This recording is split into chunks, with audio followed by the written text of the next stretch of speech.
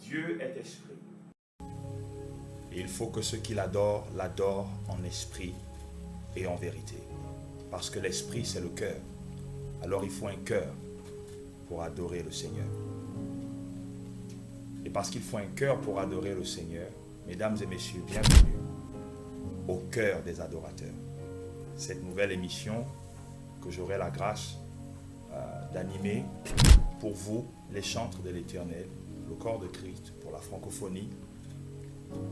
Dans ces instants, nous aurons l'occasion de discuter, souvent avec un homme de Dieu, une servante de Dieu, afin de parler des choses qui sont importantes pour le cœur d'un adorateur, des choses qui nous tiennent à cœur. Et aujourd'hui, j'ai le privilège, moi, votre humble serviteur, le pasteur chantre Anaf, depuis Libreville au Gabon, j'aimerais vous parler en compagnie de quelqu'un qui, pour notre génération, c'est une étoile polaire. C'est un homme de Dieu. C'est une personnalité d'une dimension spirituelle supérieure. Pour les chantres, c'est quelqu'un qui est vraiment une source d'inspiration aujourd'hui, de par son ministère, de par son talent, et même pour les musiciens, c'est une véritable source d'inspiration, c'est une mine d'or.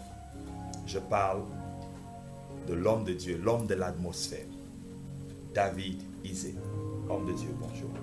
Bonjour, pasteur. Alors, avant tout propos, j'aimerais vraiment que ceux qui nous regardent, tous les francophones qui nous regardent aujourd'hui, sachent un peu qui est David Isé. Wow. Déjà, je suis très ravi. Merci pour l'invitation. C'est toujours très particulier lorsqu'on a l'occasion de s'édifier les uns les autres en partageant un témoignage, en racontant une histoire.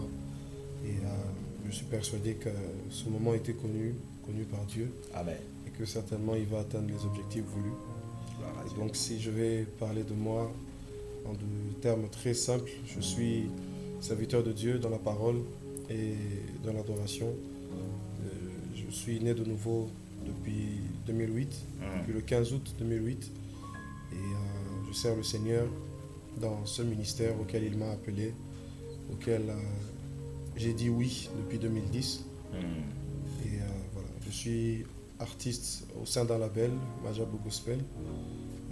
Et j'ai commencé ma carrière solo en 2016. Wow.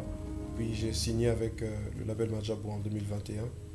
Et donc depuis, ça va faire bientôt 3 ans, le 18 août. Wow. Ça va faire 3 ans très exactement. Super. Et par la grâce de Dieu, on a sorti un album, Atmosphère. Atmosphère. Et que nous apprécions beaucoup d'ailleurs, ici au Gabon, en Afrique. C'est super. Gloire à Dieu. Et c'est un projet qui bénit beaucoup de vies. Et c'est même la raison pour laquelle on a décidé de partir dans les nations, en tournée, de sorte à ce que voilà, on puisse partager en présentiel cette bénédiction qui touche déjà plusieurs vies en distanciel ou en ligne. Et voilà, par la grâce de Dieu, je suis aussi marié. Yes. À une épouse, Mélissa, que je salue. Yes. Et bonjour, on va dire que, maman Isé. Yes, c'est très bien dit. Et donc on va dire que ça fait partie de ce que je suis. Et voilà, peut-être qu'au fur et à mesure qu'on va parler, j'en dirai plus. Yes. Je saurai me présenter davantage. Mais nous sommes, et personnellement, je suis l'un des premiers fans du ministère de... Gloire à Dieu. Pour nous, les chantres, c'est un révérend. Donc, moi, je vais l'appeler le révérend David Isé. Gloire à Dieu. Et j'ai personnellement des témoignages de ton ministère en tant que chantre de l'Éternel. Parce qu'aujourd'hui, c'est un peu rare de trouver des personnes qui s'inscrivent dans la dimension d'exemples. Voilà, des exemples à suivre. Des personnes que nous pouvons sans danger copier. Voilà. Et moi, je m'inspire beaucoup de ton ministère d'ailleurs. Gloire à Dieu. Sur beaucoup de points par rapport à la direction du culte, etc. Et je pense quand même que c'est un bon moment pour parler un peu de la gloire de Dieu dans ta vie, avec tous ces succès. J'ai vu dernièrement que tu étais en Inde. En Inde. Moi, je me pose la question, comment les Indiens font pour aimer du Lingala, en fait. C'est incroyable. C'est quoi l'histoire avec l'Inde, en fait? Parce que c'est que tu as la Belgique, tu as la France, tu as fait le Congo, tu as fait la Suisse aussi. La Suisse. Dernièrement, je t'ai vu faire un post, tu parlais en portugais. En portugais. Incroyable. Donc, c'est quoi l'histoire quel est ce succès que tu as? Wow. Je vais commencer par l'anecdote autour de l'Inde. Pour la petite histoire, l'Inde est connue pour être un pays qui a reçu beaucoup d'étudiants. Très bien. Et donc, généralement, il y a plusieurs de nos communautés qui se retrouvent aussi en Inde. Mais après, certains d'entre eux, justement par le fait d'être bénis par le ministère, propager un peu la nouvelle, l'information. Il y a un frère de chez nous qui nous bénit, écoutez un peu, ainsi de suite. Et c'est ce qui a fait qu'un pasteur en Inde nous ait invités pour apporter la parole dans sa congrégation. Super. Et voilà, on a... Et j'ai vu que tu as même parlé en anglais. Oui, on a tu parles couramment anglais, en fait. Waouh, mais c'est vraiment incroyable. Yeah. En fait, Dieu t'a vraiment préparé pour aller dans les nations. Parce que l'anglais, oui, effectivement, je crois que... Donc, tu parles couramment l'anglais, le français et le lingala. Bien sûr. Le swahili aussi. Le swahili. Parce que j'allais te poser la question, est-ce qu'il y a une autre langue de chez toi que tu parles bien? Alors, ce soir, nous allons parler de la réussite dans le ministère de louange. Réussir dans le ministère de louange. Aujourd'hui, il y a très peu de personnes qui ont une image mentale très claire de ce à quoi ressemble réussir en tant que chantre de l'Éternel. Et c'est important de parler de cette thématique aujourd'hui lorsque nous voyons le nombre de jeunes gens qui s'engagent dans le ministère de louange, qui veulent lancer une carrière gospel, qui veulent commencer à chanter, à lancer des albums. Et nous nous posons la question, est-ce qu'ils savent ce dans quoi ils sont en train de s'engager? Et surtout, est-ce qu'ils savent où est-ce qu'ils veulent arriver? Et c'est très pertinent de t'avoir, toi, homme de Dieu, pour parler de cette thématique. Parce que tu nous as fait un peu ton parcours. Et nous sommes édifiés de voir ce que Dieu est en train de faire avec toi aujourd'hui. Depuis 2008, où cette histoire avec le Seigneur a commencé. Aujourd'hui, tu es dans le ministère. Réussir en tant que chanteur. Qu'est-ce que tu peux nous dire là-dessus? Alors déjà, cette thématique, elle évoque deux axes de réflexion. Premièrement, qu'est-ce que c'est qu'un chantre? Et deuxièmement, qu'est-ce que c'est que réussir en tant que chantre? Pour être pédagogique, je vais même inverser. Je vais d'abord poser la question, qu'est-ce que c'est que réussir? D'un point de vue du dictionnaire, c'est facile. Tout le monde s'imagine que réussir, c'est beaucoup de choses, mais c'est surtout parvenir à atteindre une certaine satisfaction dans ce que l'on fait. C'est-à-dire, pour moi, si je travaille et que je souhaitais avoir un bon salaire, à partir du moment où j'atteins ce salaire, je dis, j'ai réussi ma vie. C'est clair. Simplement. Cependant, il est possible de se rendre compte que dans le royaume de Dieu ou dans la pensée de Dieu, les choses sont un tout petit peu différentes. Très bien. Pourquoi? Parce que vous allez vous rendre compte que l'un des rares passages dans l'Ancien Testament où on parle clairement du verbe réussir, c'est entre autres Josué 1,8.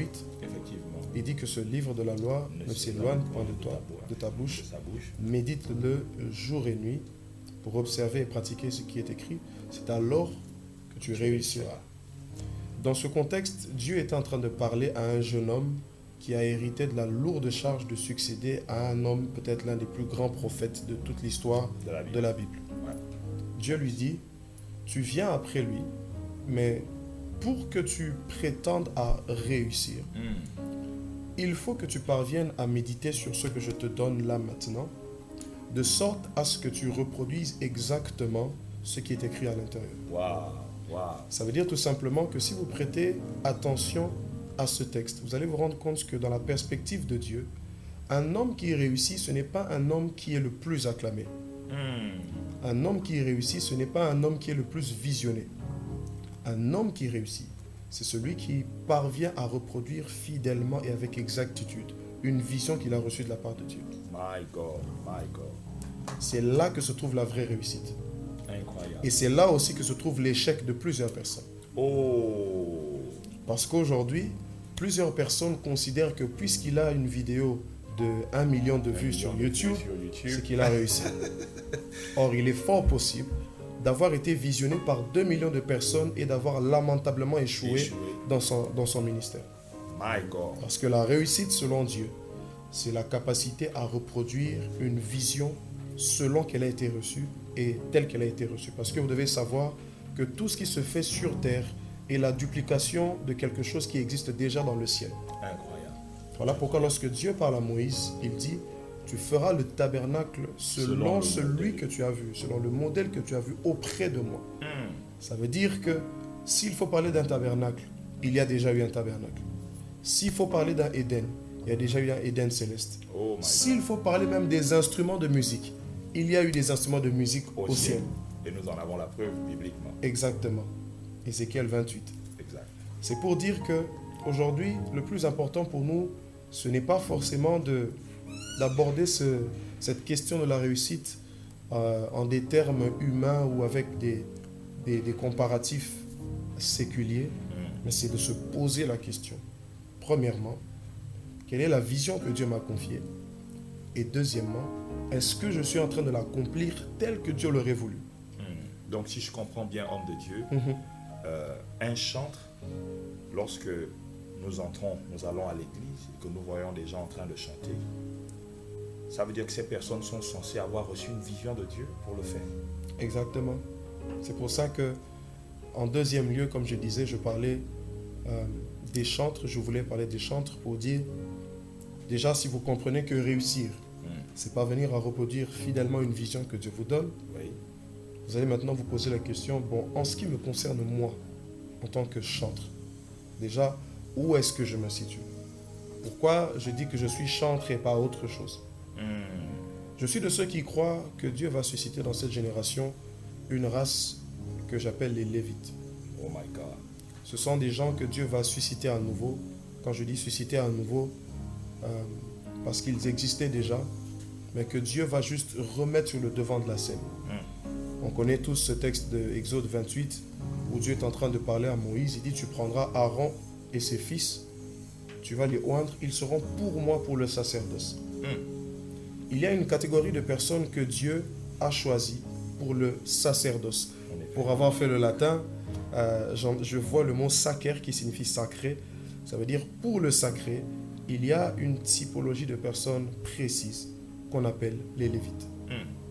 Ça veut dire que si je dis que je suis chantre, ce n'est pas parce que je fais de la musique gospel. Très bien. Mais c'est parce que j'appartiens à une race consacrée, appelée à exercer un ministère sacré. Attention, homme de Dieu. Tout de suite, si je comprends donc, l'homme de Dieu David Isé est en train de dire que chanter pour Dieu, c'est un ministère. C'est un ministère. Waouh. C'est un ministère. Mais comment est-ce que le chantre qui nous regarde en ce moment peut en être convaincu? Il y a deux choses. Vous allez vous rendre compte que dans 2 Chroniques, chapitre 5, il se passe une scène assez bizarre. À partir du verset 12, vous allez vous mettre en contexte. Jusqu'au verset 13, vous vous rendez compte que dans le culte ou dans la liturgie, il s'agissait de laisser les Lévites chanter, parce qu'il y avait des Lévites qui étaient chantres, qui étaient instrumentistes. Même quand vous lisez les psaumes, vous allez lire psaumes des fils de Corée, psaumes des fils d'Azaph, psaumes ainsi de suite. C'est-à-dire c'était une classe de personnes, une famille de personnes, une race qui avait pour but de chanter des louanges à Dieu, de jouer de la musique pour Dieu. Mais dans ce texte, il se passe que la Bible dit que lorsque ceux qui chantaient et ceux qui jouaient de la musique s'étaient unis d'un commun accord pour célébrer le nom de l'Éternel, ils chantaient « Car il est bon, car sa miséricorde dure toujours ». Je me demande toujours dans quel rythme ils chantaient cela. Mais bon, ça c'est entre parenthèses. Bien sûr. Et ils chantaient, la Bible dit que en ce moment, la maison de l'Éternel fut remplie d'une épaisse nuée. de telle sorte que les sacrificateurs n'ont pas pu faire leur service. Effectivement. Ça veut dire qu'aux yeux de Dieu, lorsque le modèle était atteint, il n'avait même plus besoin de faire la suite. Oh my God. Oh my God. Ça veut dire que si ce jour-là, pour que quelqu'un puisse vivre la guérison, pour que quelqu'un puisse vivre le pardon, le miracle, il fallait que le sacrificateur puisse offrir un sacrifice. Rien que par le ministère de ceux qui étaient chantres et de ceux qui étaient instrumentistes, Dieu avait dit c'est fini. Oh là là. Parce que la nuée, c'est le signe du leadership de Dieu. Effectivement. Dès l'instant où vous voyez apparaître la nuée, ça veut dire que c'est Dieu qui conduit. Waouh, ça et c'est pour incroyable. moi, voir que l'approbation de Dieu n'a pas attendu le service du sacrificateur, je comprends tout de suite que les Lévites, ils ont leur place. Et si vous voulez, maintenant, vous allez vous rendre compte aussi pourquoi je dis qu'il s'agit d'un ministère à part entière, parce que en soi, lorsque vous regardez attentivement le mot ministère, avant d'avoir affaire à, comme on a l'habitude de parler à l'église aujourd'hui, les 5 ministères. Les 5 ministères. Avant d'avoir affaire à des ministères dits ecclésiastiques, le mot ministère en soi veut tout simplement dire activité. Okay. Même tâche ménagère. Parce que lorsque vous lisez Luc 12, l'histoire de Marie et Marthe, Marie a choisi la bonne part, pendant que Marthe se donnait aux tâches ménagères. Le mot tâche ménagère, c'est le mot diacono. C'est pour ça qu'on parle des diacres, le diaconat, ainsi de suite. C'est ministère. C'est-à-dire la première vocation, le premier sens du mot ministère, c'est tout ce qui est occupation. C'est pour ça que l'apôtre Paul dit, par exemple, que le magistrat est un ministre de Dieu pour toi. Ça veut dire qu'au sens des 5 ministères ecclésiastiques, on les connaît tous. Les apôtres, les pasteurs, évangélistes, docteurs, prophètes, il n'y a pas de problème. Mais au sens où on doit considérer que toute personne qui doit travailler pour une mission ou une vision de la part de Dieu, on parle effectivement d'un ministère. Mais est-ce qu'on peut se dire que les chantres sont dans l'Église des ministres de Dieu au même titre que les diacres, n'importe quel diacre, ou que les chantres sont des ministres de Dieu comme les pasteurs, les apôtres, etc. Ce qui est important à connaître ici, c'est que on n'a pas forcément besoin de déterminer le rang dans lequel on exerce. Mais on a besoin d'être certain de, premièrement, trouver notre place dans ce que l'on fait, et deuxièmement, avoir la certitude qu'on a le droit de pouvoir l'exercer. Okay. Parce que pour moi, je peux, et c'est pour vous répondre, je peux ne pas être dans les 5 ministères, si vous voulez, il n'y a pas de problème. Mais le ministère dans lequel je me trouve a toute sa place dans l'Église. Oui. C'est même l'une des raisons pour lesquelles vous allez voir que plusieurs personnes qui ont fait des visions célestes, ils n'ont pas vu des prophètes en train de prophétiser. Non. Ils n'ont pas vu des docteurs en train d'enseigner, mais ils ont vu un culte dans le ciel. Bien sûr. Les 24 en train de se prosterner, les anges en train de chanter et ainsi de suite. Pourquoi? Parce que c'est un ministère, c'est un des seuls et des rares ministères. Je sais que plusieurs vont se fâcher avec cette phrase, mais c'est un des seuls et des rares ministères qui soit éternel. Ouais. Ça veut dire que autant il a déjà été exercé dans le ciel et qu'il s'exerce sur terre, il sera encore exercé dans l'éternité. Magnifique. Alors je suis de ceux qui croient que si vous êtes chantre, vous avez un appel, croyez-moi, vous êtes un ministre de Dieu.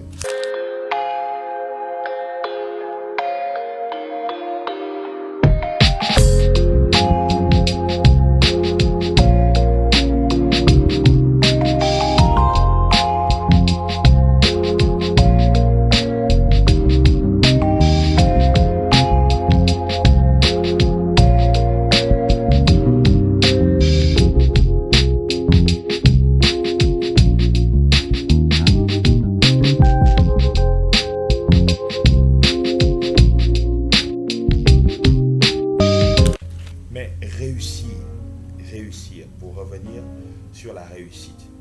Si un chantre nous regarde, nous avons déjà compris que réussir, c'est faire exactement selon le modèle, selon ce que Dieu nous a dit.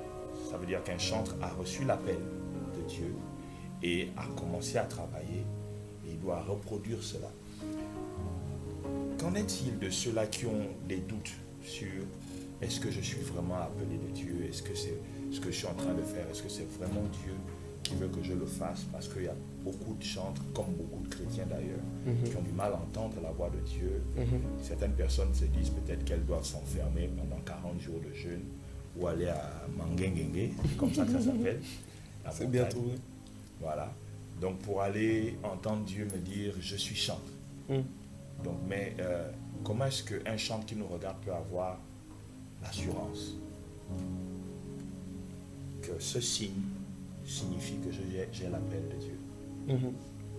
Déjà, je vais commencer par démonter, si vous voulez, une croyance pour nous. C'est que beaucoup d'entre nous pensent que ceux qui sont chantres exercent le ministère de chant parce qu'ils n'ont rien d'autre à faire. Ou que parce que c'est difficile d'être ailleurs, alors ils se disent, bon, je vais être chantre parce que c'est plus facile, tous les Africains de base, on sait chanter. C'est ça. Ou encore, on est à l'église, on dit, bon, on cherche des ouvriers, bon, qui va être à la chorale? Tout le monde se précipite à la chorale, ainsi de suite. Et puis plus tard, avec au fil du temps, il dit, bon, bah, moi, je vais en faire un ministère. Surtout parce qu'il y a beaucoup d'uniformes là-bas. Voilà. Les doges, etc. Personne ne s'engage dans un ministère par lui-même. Personne. Personne. Personne ne s'engage dans un ministère par lui-même. Il faut être appelé. Parce que, au préalable de l'appel, il y a la prédestination. Très bien. Il dit, ceux qu'il a prédestinés à être semblables à l'image de son Fils, il les a appelés. Ça veut dire qu'avant même de parler d'appel, il y a une prédestination. Ça veut dire quoi? Ça veut dire qu'il y a un plan que Dieu a pris le temps de construire. Il a mûrement réfléchi. Il s'est posé des questions. Il a vu les pour et les contre et il s'est dit, pour faire telle chose, je vais le faire avec le pasteur Anaf. My God. Ça veut dire que ce n'est pas quelque chose d'improvisé. Qu'est-ce que je vais dire par là? Ça veut dire qu'un chantre n'est pas quelqu'un qui s'improvise dans ce ministère. C'est quelqu'un qui a réellement un appel derrière ça. Alors la bonne question à vous poser, c'est est-ce que vous êtes appelé à ces choses? Il est arrivé à plusieurs personnes d'être dans une église où il n'y avait pas de chantre et il était disponible. Et par la force des choses, il a appris et il exerce. C'est vrai, c'est une chose. Mais est-ce qu'au préalable, vous avez posé la bonne question et vous avez eu la réponse? Parce que la vérité, c'est qu'aujourd'hui, plusieurs personnes se trouvent dans le ministère sans en avoir l'appel. Malheureusement. Parce que le ministère, comme j'ai dit tout à l'heure, c'est un ensemble d'activités. C'est un ensemble d'exercices. Mais attention, il est possible d'être dans un ministère sans en avoir eu l'appel. Et le danger dans tout ça, vous savez, c'est comme l'histoire de Uza. Il a vu l'arche passer dans 2 Samuel 6.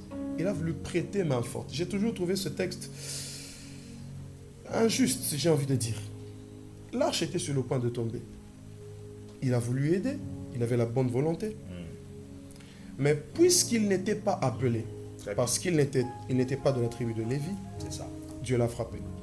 Ça veut dire en d'autres termes que lorsque vous vous retrouvez dans un ministère auquel vous n'êtes pas appelé, vous évitez la mort dans votre vie. My God. Malheureusement, nous appartenons à la génération de TikTok, d'Internet haut débit, tout va très vite.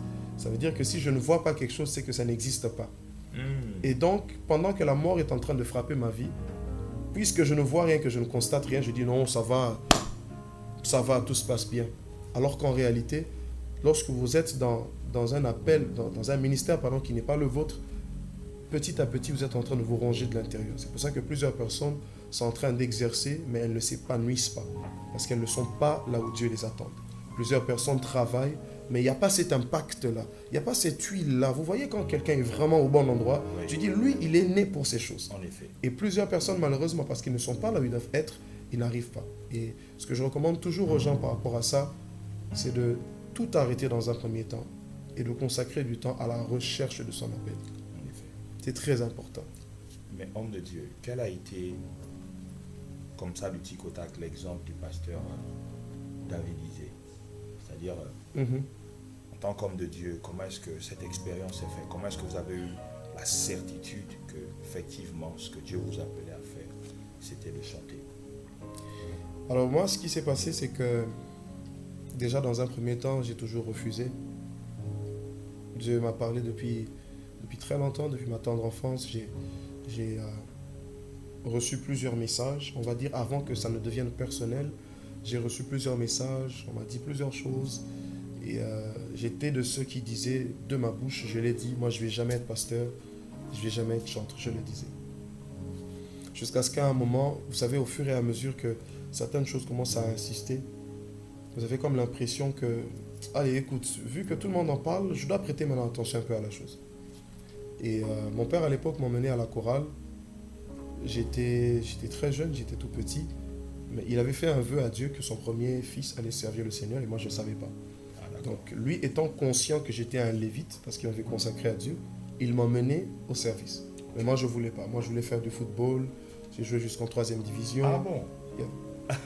Donc pour moi c'était Roberto Carlos. Oh là là! Ouais. Bah oui, après tu as aussi le physique pour ça. Donc moi c'est ce que je voyais.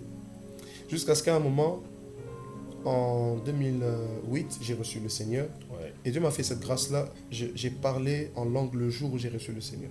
Oh, donc j'ai reçu le Seigneur. J'étais à l'église, le pasteur enseignait. Il a dit, je me rappellerai toujours de ce message, c'était le 15 août 2008. Il parlait, il disait, plusieurs d'entre vous, vous êtes ici. Vous êtes même dans l'église, vous avez grandi dans l'église depuis les Codimes. Mais vous n'avez pas encore pris la décision personnelle de servir, d'accepter le Seigneur comme Seigneur et Sauveur. Et j'étais très concerné par ce message. J'ai accepté le Seigneur. Le même jour, j'ai reçu le don du Saint-Esprit. Et le Saint-Esprit a commencé à faire ce travail de conviction au-dedans de moi. Jusqu'à ce qu'en 2009, j'ai dit, bon, écoutez, d'accord, je vais aller à la chorale. En octobre 2009, je vais à la chorale. Quand je dis ça, très souvent, très peu de gens croient, mais on m'a chassé de la chorale. Waouh! On m'a chassé de la chorale parce que je ne chantais pas bien. Non, impossible. Incroyable. Voilà. Mais et pourtant, c'est vrai. On m'a chassé de la chorale. Ils m'ont dit, bon, écoute, c'était pas tout à fait ça, t'as pas le niveau. Si tu veux, va chez les jeunes, mais ici, t'as pas ta place. J'étais découragé et j'ai quitté la chorale. Même qu'en 2009, je suis allé servir à la sécurité. Non. Je me tenais debout comme ça dans le culte à l'église. Ouais. Incroyable. Yeah. Ouais. Et puis ensuite, il s'est fait que justement, comme je l'ai dit, le Saint-Esprit faisait déjà ce travail au-dedans de moi, de conviction. En 2010, j'ai commencé à me poser des questions par rapport à ça. Et ça m'a amené à multiplier des prières, multiplier des retraites, multiplier des jeûnes, 7 semaines, 10 semaines, 6 mois. Je priais. J'avais pas de réponse. Je continuais de prier. Jusqu'à ce qu'on arrive au mois d'août de l'année 2010. Et le Seigneur me parle clairement de mon appel. Curieusement, il me parle d'abord de mon appel en tant que pasteur. Et ensuite, il m'explique que mon appel en tant que chantre allait servir à cela. Wow. Qu'est-ce que je veux dire par là? On a l'impression que puisque j'ai grandi dans l'église, que tout était tracé pour moi et que c'est plus simple.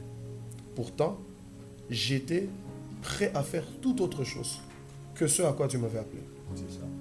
Jusqu'au moment où il y a eu comme un déclic et que j'ai entrepris la démarche d'aller chercher ce que Dieu voulait pour moi. Vous savez, des fois, vous ne parviendrez jamais à une réponse tant que vous ne consacrez pas du temps pour une conversation. Waouh. Le problème avec nous aujourd'hui, c'est qu'on est tellement pressé. J'en connais encore très peu qui sont capables aujourd'hui de jeûner pendant des semaines et des semaines sans avoir la moindre réponse, mais de continuer à le faire. Pourquoi? Parce qu'on va dire, j'ai prié, Dieu ne m'a pas répondu, alors qu'est-ce que je fais? Peut-être que tu es là aussi, tu dis, j'ai prié, mais Dieu ne m'a pas répondu. Qu'est-ce que je fais? Continue de prier. C'est simple. Continue d'insister. Wow. Parce que vous devez savoir que ce qui est précieux est capricieux. Oh. Il dit à Cyrus dans Ésaïe 45, il dit, je te donnerai des trésors cachés, des richesses enfouies. Plus c'est riche, plus c'est précieux, plus c'est caché. Enfoui. Ça veut dire que tu vas devoir creuser. Si tu ne creuses pas, tu ne trouves pas. Écoutez, si ce que tu cherches est précieux, tu dois y consacrer du temps. Tu dois y consacrer du temps. Mais homme de Dieu, est-ce que dans votre ministère, votre carrière, vous considérez le fait de voyager, d'aller en Inde, le fait d'être à Madjabou, le fait de faire des grandes scènes comme la réussite? Vous savez, c'est comme je le disais tout à l'heure, réussir, la réussite, en fait, si vous avez bien compris la définition selon Josué 1,8, vous allez comprendre que la réussite est individuelle. C'est quelque chose de très individuel. Pourquoi je dis ça? Parce que là où peut-être la mission de quelqu'un serait d'aller dans les villages, organiser des temps d'adoration et conquérir des âmes à Dieu, la mission de quelqu'un d'autre peut-être serait de partir dans les nations. Okay. Alors si toi tu as le ministère d'aller dans le village et que tu me vois prendre l'avion pour aller dans les nations, en comparant à la manière des hommes, tu risques de croire que toi tu n'as pas réussi. Effectivement. Voilà pourquoi plusieurs sont frustrés lorsqu'ils voient qu'ils ne sont pas invités à l'étranger pour aller rendre ministère. Alors que leur tâche est peut-être tout autre. Il y en a plusieurs qui sont censés être dans la maison, entretenir les saints, entretenir les enfants de Dieu. Alors que d'autres sont appelés à aller vers les nations. Ceux qui sont appelés à aller vers les nations ont une mission purement évangélique et apostolique. Ouais. Ils vont aller, ils vont poser des bases et ainsi de suite. Mais il y en a d'autres qui sont censés rester à l'intérieur. Et donc pour moi aujourd'hui, je vais d'abord considérer le fait d'être dans ce que Dieu veut pour moi comme une réussite. Pour moi, le réveil par l'adoration, c'est ma mission, bâtir pour Dieu un peuple lévitique qui va préparer l'église finitive à la rencontre du Seigneur. C'est ça ma mission. Et toutes les fois que je me retrouve en train de faire ce que Dieu a voulu que je puisse faire, je considère que j'ai réussi ou que je suis en train de réussir. Maintenant, si, comme la Bible le dit, que tes progrès soient évidents envers tous, ça veut dire tout simplement qu'il est possible qu'au travers de 2-3 choses à gauche, à droite, que l'on constate qu'effectivement, que les choses se passent bien, mais ce n'est pas pour autant que ce sont les seuls éléments sur lesquels il faut regarder pour considérer qu'on a réussi. Ça veut dire que même si le chant que tu sors ne fait pas le million de vues, mais que tu es sûr et certain que tu es parvenu à reproduire l'inspiration du ciel pour qu'elle puisse toucher les vies, tu as réussi. Mais homme de Dieu, dans la mission que Dieu t'a donnée, et pour les chantres de façon générale, quelles sont les difficultés que tu estimes avoir réussi à... Quels sont les... Je veux l'exprimer autrement. Quels sont les géants que tu as réussi à vaincre dans cette quête pour accomplir le plan parfait de Dieu pour ta vie, pour ton ministère? Le premier géant que j'ai dû affronter, avec qui j'ai dû me battre pendant très longtemps, c'est la timidité. De base, je suis quelqu'un de très renfermé. Je suis quelqu'un de très sédentaire, très timide. Mais au fur et à mesure que le Seigneur me parlait de mon appel, j'ai compris que je devais faire face à ce combat, vaincre ma timidité. Plusieurs d'ailleurs ici, peut-être qui nous suivent, se disent oui, mais moi Dieu me demande d'exercer mon ministère, un ministère public où je dois prendre la parole devant les gens, mais je suis timide. Qu'est-ce que je fais? Comment je fais? Une des choses qui m'a beaucoup aidé, c'est le monologue. Monologue. Beaucoup se parler à soi-même, ça m'a beaucoup aidé. Je me parle moi-même, je me prêche moi-même. Je suis dans une pièce où je chante moi-même. Et puis à un moment, j'ai dit même, ça me fait toujours rire parce que chaque fois que je finissais une phrase, ou je finissais, une série de chansons, à la fin, je dis bonsoir Paris. Et le jour où après, ça me fait beaucoup d'émotion quand j'en parle, le jour où après mon concert à Paris, j'ai dit bonsoir Paris. Je me suis rappelé, je dis je faisais ça quand j'étais de l'autre côté. Ça veut dire qu'une des premières des choses que vous aurez à combattre, c'est le doute envers vous-même. Jérémie disait, je ne suis qu'un enfant. Gédéon disait, je suis le plus petit de la plus petite famille.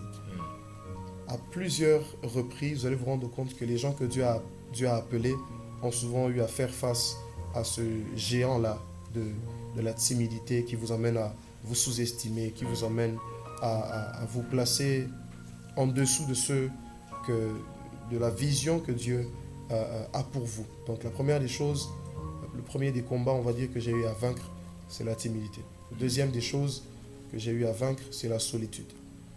Pourquoi? Parce que vous allez vous rendre compte que peu importe la grande vision que Dieu vous donne,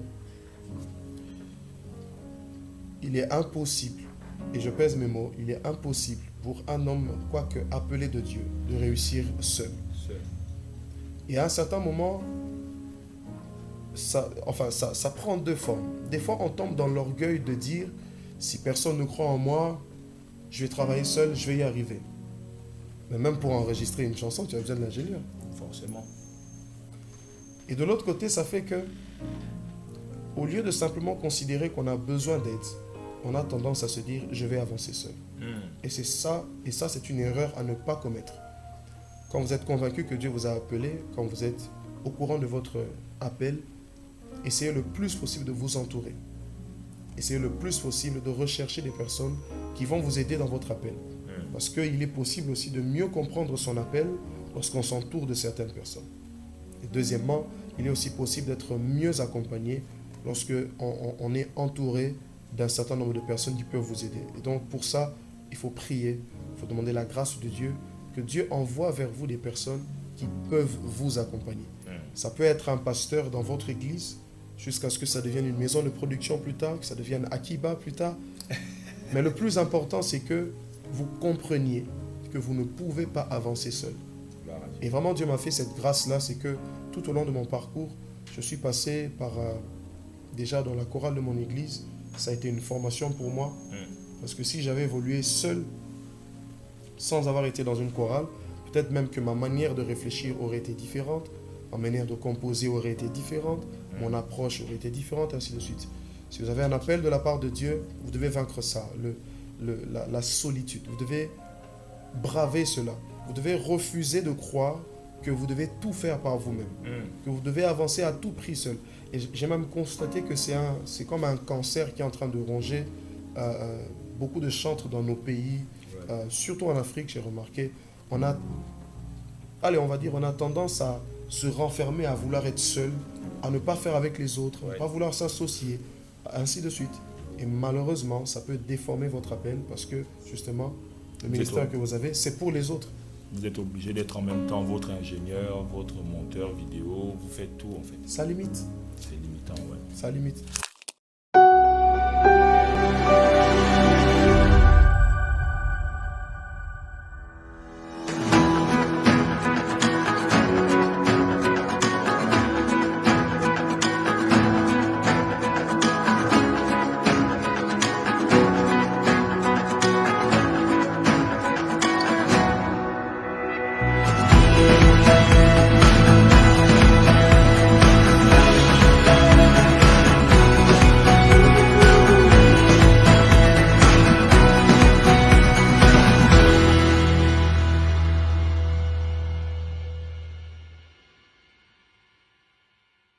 Mais, homme de Dieu, bon, on est en train de tirer à la fin de notre numéro. Là, je vais t'appeler David. Dis-moi, qu'est-ce qui t'a marqué dans ton passage au Gabon? Je pense que tu es venu dans le cadre des Fata. Alors dis-moi, qu'est-ce qui t'a le plus marqué au Gabon, à Libreville? Je crois que c'est ta première fois. La première fois, oui. Bien. Dis-nous. Ce qui m'a le plus marqué durant mon séjour, c'est de voir la soif qu'il y a. J'ai rarement vu une telle soif. Vraiment, je parle comme quelqu'un à qui Dieu a fait cette grâce de participer à plusieurs cultes dans plusieurs pays. Mais j'ai rarement vu une telle soif. Et pour moi, c'est le genre de soif qui annonce qu'il y a un grand réveil qui est en train de venir. Les gens ont vraiment soif de Dieu. Wow. Et ma prière, c'est que Dieu réponde à cette soif, que Dieu étanche cette soif et que le Gabon soit visité. Parce que ça m'a vraiment marqué, ça m'a vraiment touché. Je me disais, mais c'est moi ou les gens chantent très fort? C'est moi ou les gens prient très fort? Ça veut dire, en fait, cette connexion-là, il y a de ces choses qui se font parce que vous avez une certaine grâce, vous avez une certaine onction, c'est vrai. Mais il y a d'autres choses aussi qui se font en fonction aussi de la sensibilité du peuple qui est en face de vous. Et ça, c'est quelque chose que j'ai beaucoup apprécié. Donc, Gabon, vous m'avez donné envie de revenir très vite. Et nous aussi, le Gabon, nous t'avons beaucoup apprécié. Je parle au nom de tous les Gabonais. Donc, on a beaucoup apprécié aussi ton ministère. Il faut dire que ici, tu es quand même assez suivi. On aime beaucoup Zouakiti. On aime beaucoup Maloba. On aime aussi Yeshua Mashiach. Après, il y a une chanson qui est... Tu as chanté sur si bémol. Hein? Ouais, quand il me fait ça, regarde, est-ce que le pianiste peut nous le dire? Il a donné. Yeshua Il a fait dans l'octave d'en bas.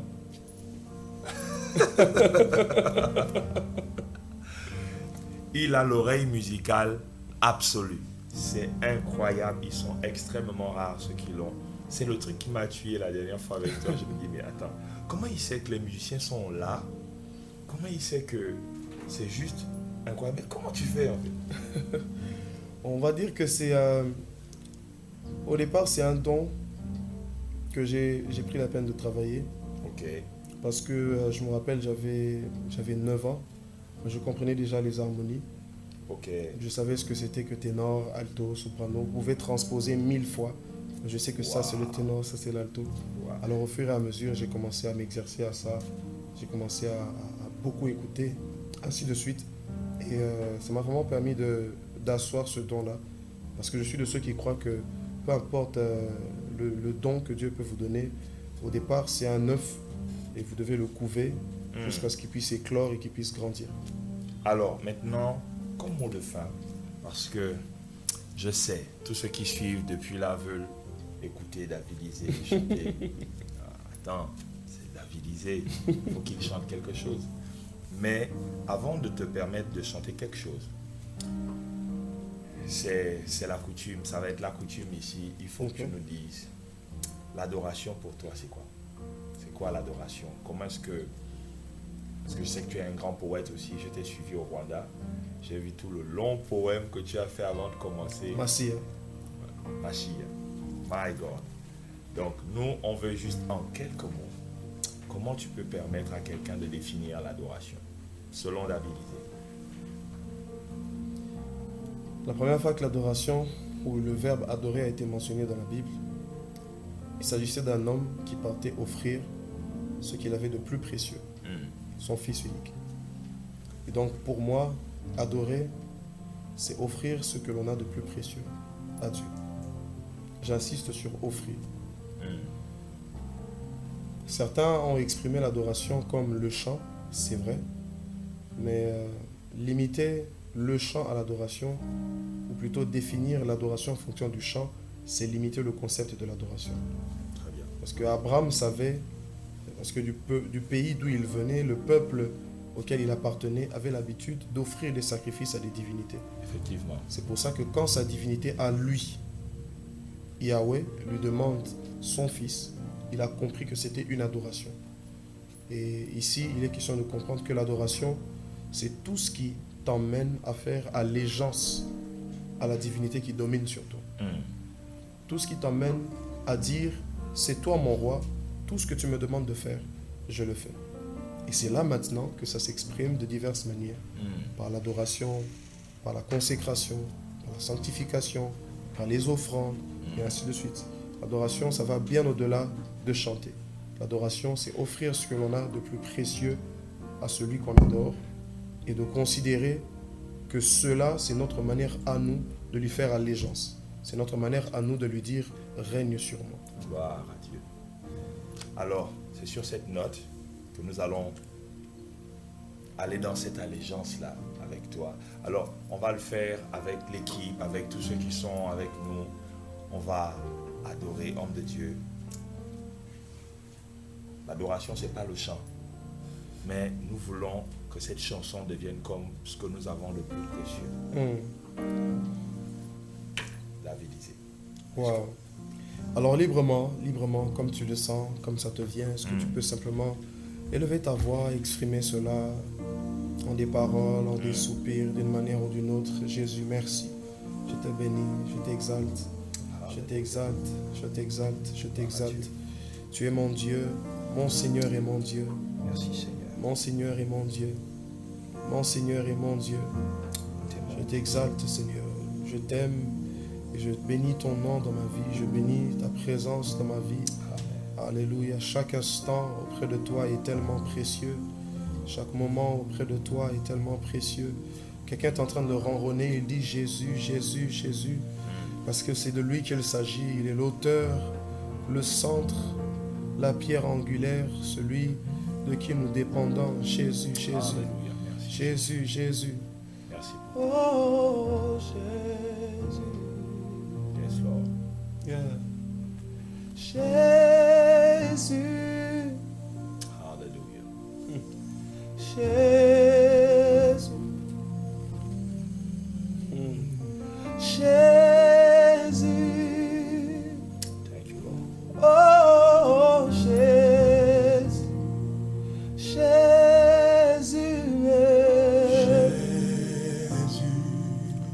Jésus, Jésus, oh, Jésus,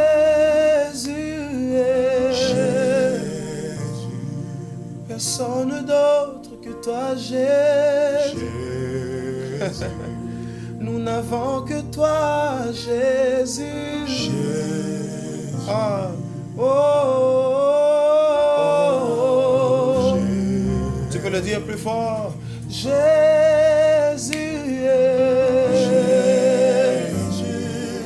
we love you, we love you, we love you, we love you. Ah, Jésus,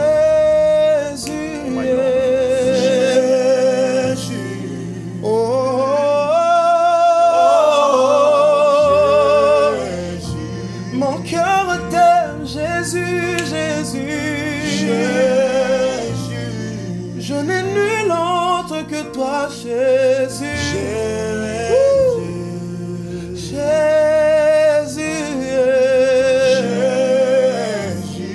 Oh,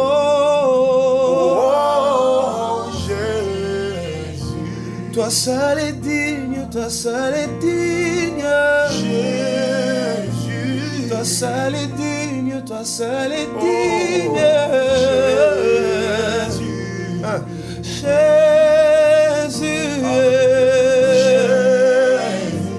je lève mes mains pour t'adorer. Pour moi, Papa, tu es mon Père, je suis ton Fils.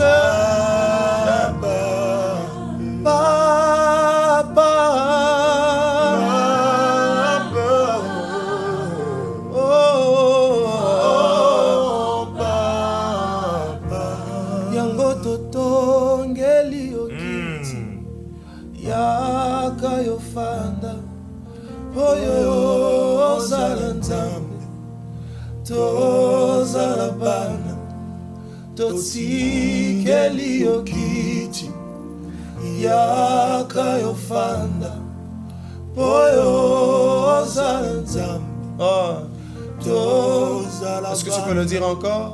Totongeli yo kiti. Nous t'érigeons à un trône afin que tu viennes et que tu sièges, que tu sois notre Dieu et nous tes enfants.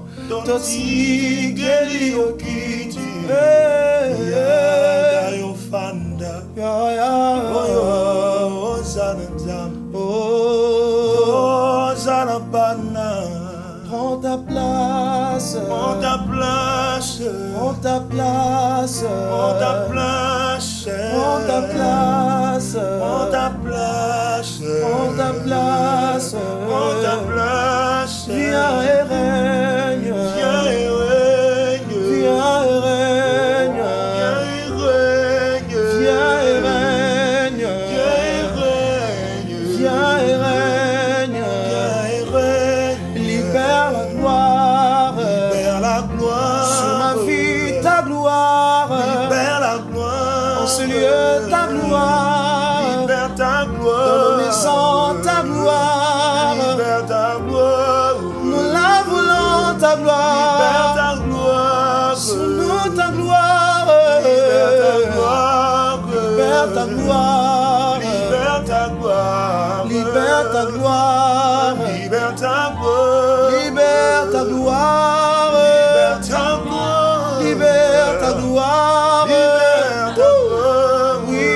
ta gloire. Vers ta gloire. Oui, ta gloire. Vers ta gloire. Tu es le maître. Tu es le maître. Tu es le maître. Tu es le maître. Dans ma vie, tu es le maître. Tu es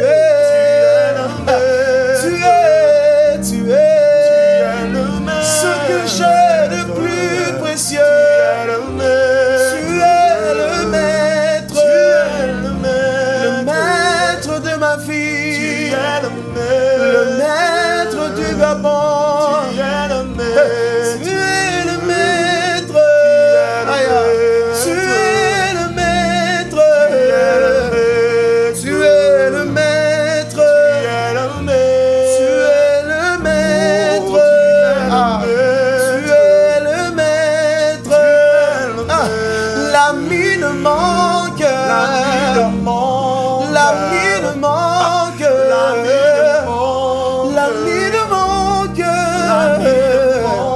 L'ami ne manque. L'amour de ma vie. L'amour de ma vie. Je n'aime que toi, que toi. L'amour de ma vie. L'amour de ma vie. L'amour de ma vie. C'était le cœur de l'adorateur avec David Isé. C'était incroyable. Une telle présence de Dieu, ce que nous vivons ici à Libreville, au Gabon, en Afrique. Nous vous disons merci et nous vous donnons rendez-vous dans le prochain numéro avec un autre homme de Dieu. Et la prochaine fois, nous serons avec le pasteur Amos. Que Dieu vous bénisse.